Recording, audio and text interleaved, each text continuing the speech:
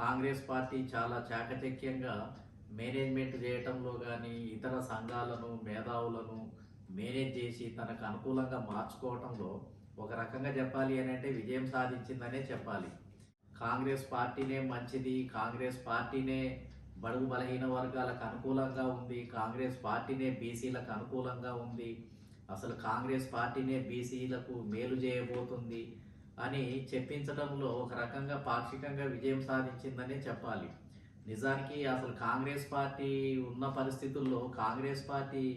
ఏదైతే అనుసరించినటువంటి విధానాలను కనుక చూస్తే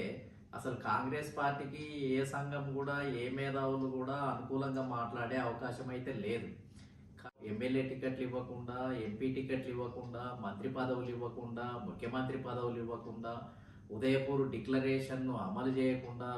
అగ్రకుల పార్టీలన్నింటిలో కూడా తక్కువ టికెట్లను ఇచ్చి అసలు బీసీలకు కించిత్తు కూడా అసలు వాటా ఇవ్వకుండా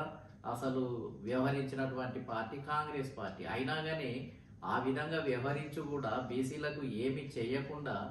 కాంగ్రెస్ పార్టీ చాలా చాకచక్యంగా మేనేజ్మెంట్ చేయటంలో, బీసీల పార్టీ అని చెప్పించడంలో, బీసీల జనాభా తగ్గినా కానీ అసలు ఇది బీసీల మేలు కోసమే మేము దీన్ని కరెక్ట్గా తీయటం జరిగింది అని ఈ రకంగా చెప్పించి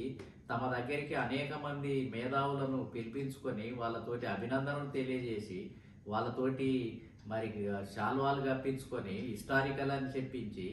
అసలు ఏ సమయంలో ఎవరిని తమ దగ్గరికి పిలిపించుకోవాలి, ఏ విధంగా మాట్లాడించాలి, ప్రకటనలు ఇప్పించుకోవాలి, అసలు ఏమి చేయకపోయినా చేసినట్టుగా వాతావరణాన్ని ఎట్లా సృష్టించుకోవాలి అనే దాంట్లో మరి నిజంగానే ఆరితేరినటువంటి పార్టీ కాబట్టి నిజంగా అసలు జరిగిన సంఘటనలు బీసీ కులగణన దగ్గర నుంచి మొదలు పెడితే అదేవిధంగా మరి ప్రత్యేక అసెంబ్లీ దాంట్లో బిల్లులు ప్రవేశపెట్టడం, అదేవిధంగా చట్టం చేస్తున్నా అని చెప్పటం, కాంగ్రెస్ పార్టీ జీవోలను జారీ చేయాల్సిన అవసరం లేదని ఇక్కడ ఉన్నటువంటి సంఘాలతోటి, ఇక్కడ ఉన్నటువంటి నాయకులతోటి, మేధావులతోటి చెప్పించటము అనేది బీసీ చాకచక్యాన్ని, దాని యొక్క మేనేజ్మెంట్ను నిజంగా అందరూ నిజంగా ఆశ్చర్యమే, అద్భుతమే. కాబట్టి ఇది ఒక కాంగ్రెస్ పార్టీ మాత్రమే